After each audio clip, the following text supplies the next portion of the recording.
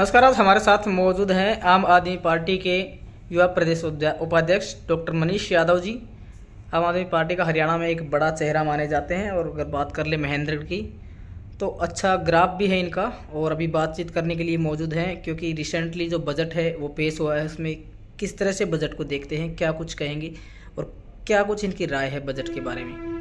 Sir नमस्कार। जी नमस्कार, सभी दर्शकों को नमस्कार। देखिए, जिस तरह से कल ही जो हमारा बजट है वो पेश हुआ हरियाणा का, क्या मानते हैं कितना कारगर हरियाणा के लिए बजट हो सकता है और क्या कुछ खास दिया गया है? ये हरियाणा सरकार ने जो हर वर्ग को उम्मीद थी, कर्मचारी समझता था कि ये बजट मेरे लिए होगा, युवा सोचते थे ये बजट युवाओं के लिए होगा, महिलाएं सोचती थी कि ये बजट महिलाओं के लिए होगा, किसान पूरे देश का संघर्ष कर रहा है, हरियाणा का किसान इस संघर्ष में शामिल है। हरियाणा का किसान समझता था कि हमारी मांगों को इस बजट में कहीं ना कहीं स्थान दिया जाएगा, लेकिन सरकार ने बजट सिर्फ और सिर्फ एक कागजी बजट, एक जुमला पत्र, पिछले सालों की तरह पिछले साल भी इतनी घोषणाएं की थी, उन्हीं घोषणाओं को फिर से इस बजट में दोहरा दिया। वही बजट सेम का सेम उठाया और अब ले आए, यानी एक साल में कुछ नहीं किया, अब उन्हीं चीज़ों को दोबारा दोहराया जा रहा है। बल्कि सरकार के ऊपर जो कर्जा है वो और बढ़ा दिया गया है। अब आधिकारिक रूप से जो सरकार कह रही है वो लगभग 3.25 लाख करोड़ का कर्ज आज हरियाणा की सरकार पे हो गया है, इस बजट के जो इस बजट में दर्शाया गया है। तो लगातार कर्जा बढ़ रहा है और आम व्यक्ति को भी कर्जवान बनाने की जो है लगातार स्कीम लाई जा रही है। इस पूरे बजट के अंदर आपने देखा होगा कि मनोहर लाल जी ये कहते नजर आए हैं कि हम इस तरह से लोन देंगे, उस तरह से लोन देंगे, इसमें इतना लोन देंगे, उसमें उतना लोन देंगे, यानी हर किसी को कर्जवान ही बनाएंगे।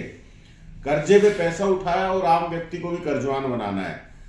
एक तरफ प्रदेश भी कर्जवान हो गया, दूसरी तरफ एक एक व्यक्ति भी कर्जवान होगा। ये किस तरह का बजट है, हमारी समझ से परे है।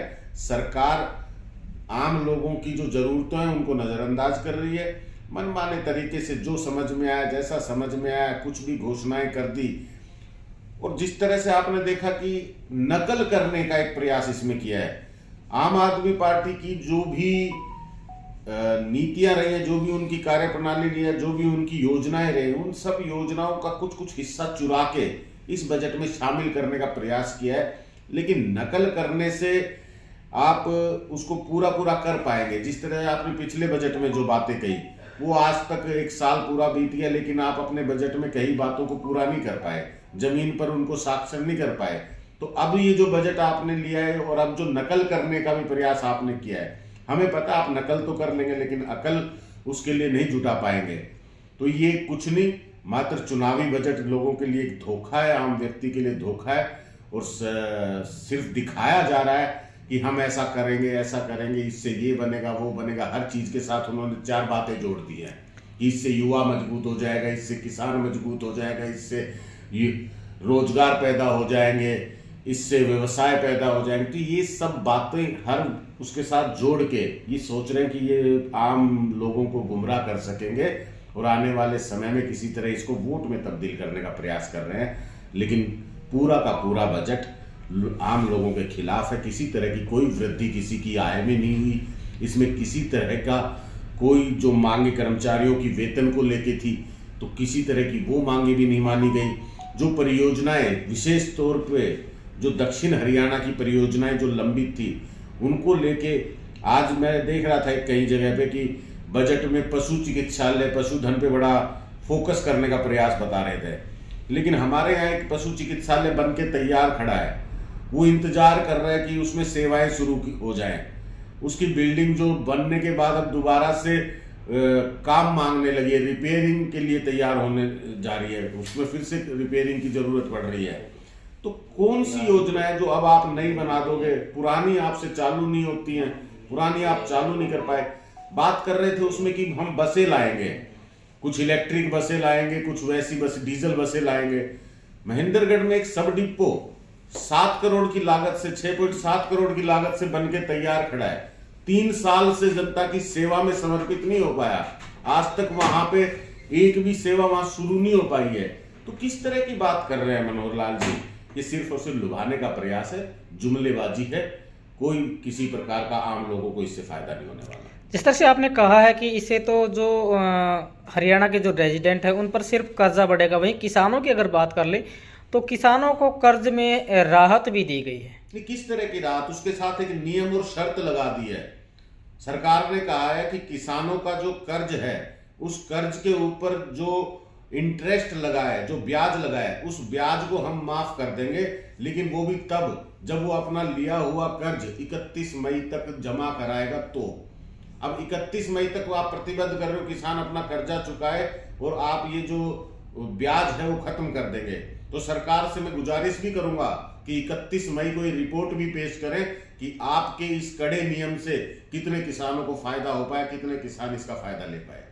चलिए दूसरी तरफ बात कर ले तो महेंद्रगढ़ विधानसभा से आप चुनाव भी लड़ने वाले और महेंद्रगढ़ को बजट में कुछ भी नहीं दिया गया है, तो क्या कहेंगे? बिल्कुल, महेंद्रगढ़ की जो अधूरी परियोजनाएं हैं उनके बारे में कोई चर्चा नहीं हुई है कि उनको भी कोई बजट देके स्टार्ट किया जा सकता है। जो कि हमारा मेडिकल कॉलेज है वो 2022 में शुरू हो जाना था, वो आज बजट का इंतजार कर रहा था कि उसको कहीं बजट मिलेगा और वो अपना उसका काम पूरा हो सकेगा और जनता के लिए सेवाएं शुरू हो सकेंगी। वहां कोई किसी तरह का कोई बजट नहीं।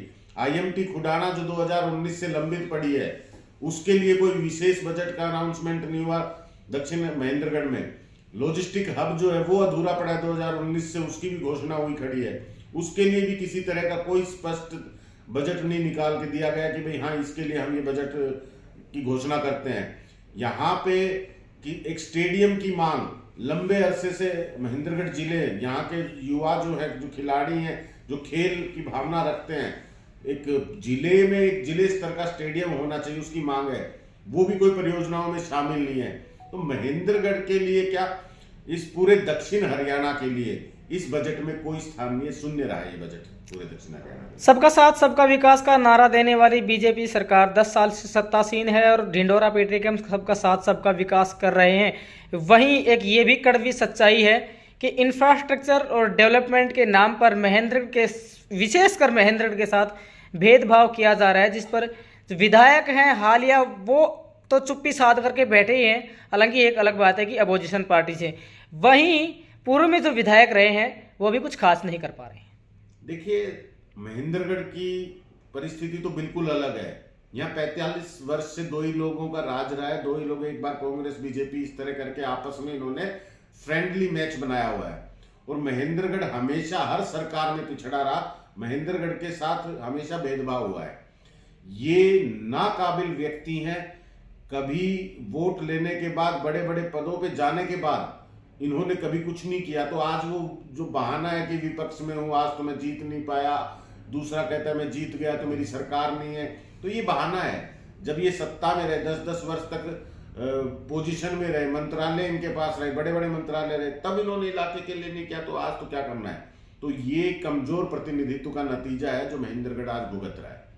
बहुत बहुत धन्यवाद जी। हमारे साथ मौजूद है डॉक्टर मनीष। महेंद्रगढ़ को जरूरत है एक अच्छे विकल्प की, और वो अच्छा विकल्प कौन होगा अगला विधायक, और क्या कुछ बजट में दिया गया, इसके बारे में विस्तार से चर्चा की गई। लेकिन 100 बात की एक बात हम कहना चाहेंगे कि महेंद्रगढ़ के साथ भेदभाव पहले की सरकारों में भी होता रहा था, आज की सरकार में भी हो रहा है। बहुत बहुत धन्यवाद सर।